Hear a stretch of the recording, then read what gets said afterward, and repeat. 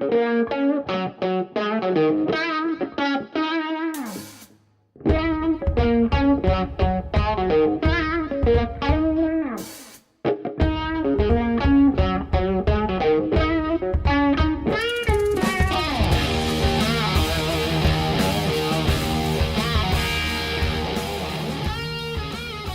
ladies and gentlemen, and thank you for tuning in to 91.1 WRMU.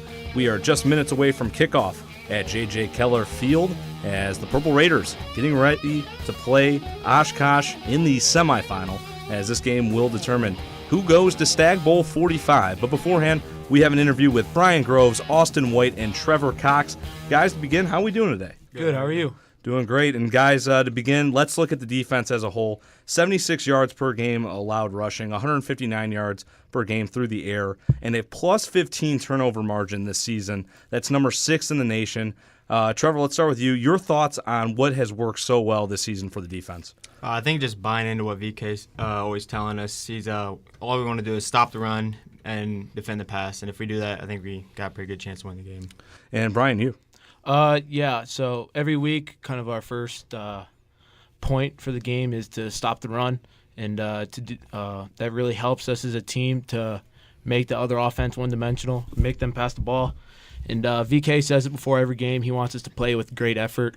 That really, if we do those two things, it gives us a great chance to win.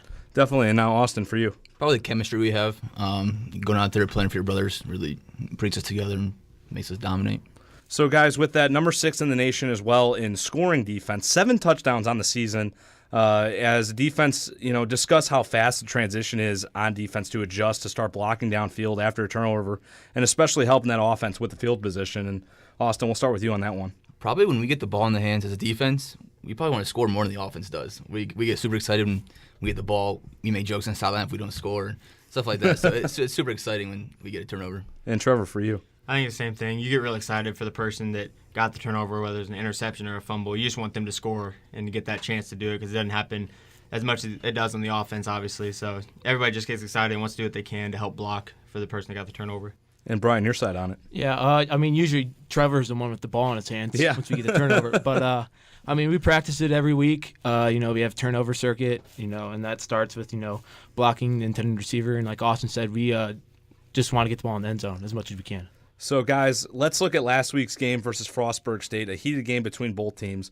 Brian, for you, what did you take away from that 70-37 victory over the Bobcats? We came out and we played very, very well. We defensively, we stopped the run like we do every week, and we just need to keep playing like that and keep playing consistent, and we need to finish plays in the secondary. And, Austin, for you, looking at that game, in the first couple of minutes, actually the first quarter, you guys held them in the negatives. As far as yardage go, what were your thoughts on that takeaway from that win? When you have an angry coaching staff and an angry football team, you can do a lot of damage to the Definitely can. Trevor, for you? I think it was a really good win. I think the offense was really clicking, so it was nice to see that happen this late in the season.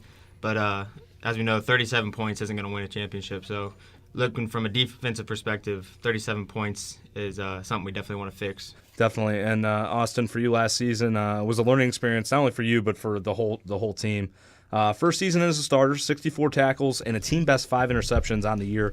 Discuss what you took away from that 2016 season and what was your main focus coming here into this 2017 season. We learned a lot as a team. A lot of people say we were a young team, but in our eyes that we were an experienced team. We didn't want to use that as an excuse. So we learned a lot about growing up and being able to compete and be one of the best Mount Union teams we can be, and we failed to do that. So coming into this year, all of us, not just me, had our eye on winning national championship and proving everyone that we are a great Mount Union team. And Trevor, for you, almost same scenario. The first year for you playing in a year that was just a roller coaster ride for the team. This season, you were tied with Lou Berry with a team high 5 interceptions. What was your main focus coming into this season to improve your game? Coming in, I kind of knew that I was probably on defense the least experienced one, so I just want to make sure that I prove myself and show that I can do my part to help out the defense. But I just want to make sure that I learn the playbook a lot better this year. As a sophomore, you kind of learn the playbook, but when you're not in every rep, obviously you're going to learn more once you get that experience. So I just want to make sure that I knew everything that I needed to be doing on the field. Definitely. And Brian, looking at your season, what did 2016 season was for you as you were named team captain for the Purple Raiders? What did this honor mean for you last season, and especially coming into your senior season as well, being team captain? Being named team captain is probably the utmost honor that I could possibly receive, and especially as a junior, because there are not many two-time team captains on this team, and or in the history of Mount Union, and there are 2 actually on this team. So, but I mean, there are tons of players on this team that are worthy of being team captains, and there are 2 sitting next to me right now. But like I said, it's probably the best honor that I could possibly receive. And so Austin, Trevor, and Brian, you guys play at that safety position. We were actually talking before this interview, Brian, and just how much the defense shifts around. And sticking with you, Brian, on this one, describe the technique that you guys go through at that position. They ask a lot of us. We got to play the run. We got to play the pass. We got to be sound at both of them. We got to be able to play man-to-man. We got to be able to play zone defenses. And, all of us, we move around a lot. Some of us, like myself, I play in the box a little more. Trevor kind of plays, back deep a little more, and Austin kind of plays variation of both. Yeah. And Trevor, for you, what's the technique going into that safety position? Like Brian said, I'm kind of back in the post a little more, just how the playbook is. But I think you need to be able to be trustworthy, because when the defense up there making a play, sometimes their role is to funnel the ball to you. So you got to make sure that your players can trust you and back there. And Austin, for you, the technique going into your position.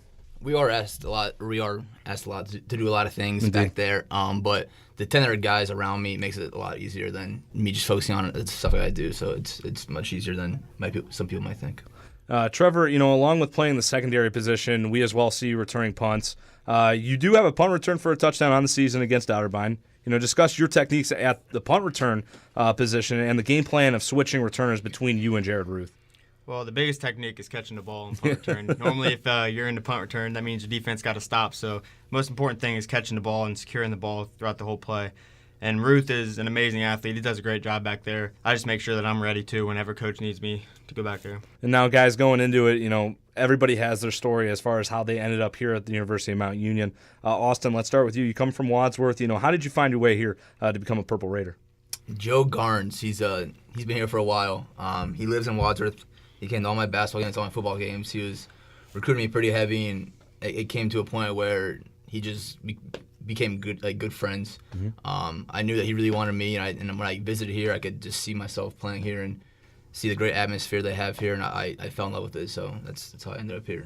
And Brian, for you, come from Stowe. How did you find your way up here to become a Purple Raider? Coming out of my senior football season, I had various interests from a lot of D3 schools and a couple of D2 schools, but it was Joe Garn as well. It was actually at a high school all-star game where he saw me, and he talked to me after the game, and from there came to Mount for visits, and once I came here, I fell in love with Mount, and I just knew that's where I wanted to be. Awesome. And then Trevor, looking at you coming from Hilliard Darby is where you went to high school. How did you find your way up here to Mount Union? The first contact I had with Mount Union was actually Coach Woj, who ended up recruiting me. He came in and stopped by and talked to me for a few minutes and set up a visit. And I'd been thinking about some other schools, but once I came on a visit here and saw the tradition, I just knew I wanted to be part of it. I think the tradition here is obviously a lot greater than any other school. So Austin and Brian, you both played on that 2015 national champion team. You guys have been there before. What will it take for this team to get back on top? Being one game away from a Stagg Bowl appearance. Brian, let's start with you on that one. We definitely have a challenge on our hands this week, but we got to come out, play fundamentally sound football, play with great effort, like I said before, and play with everything we have, every single play, and that gives us a good chance to win. And Austin, for you? We all see it so clear. Last year, all of us were hurt by the loss, and we're all motivated. We're all tuned in to what we all need to do. So I think everyone's just excited, and we all just need to do what we need to do, and we'll get there. And guys, last week we talked with Gabe Brown, Lewis Berry, and Colin Crenshaw about who they looked at as a mentor when coming to Mount. Guys like Trey Jones, Will Heitshoot, Alex Kochup were some of the names brought up. So for you guys, Trevor, we'll start with you on that one.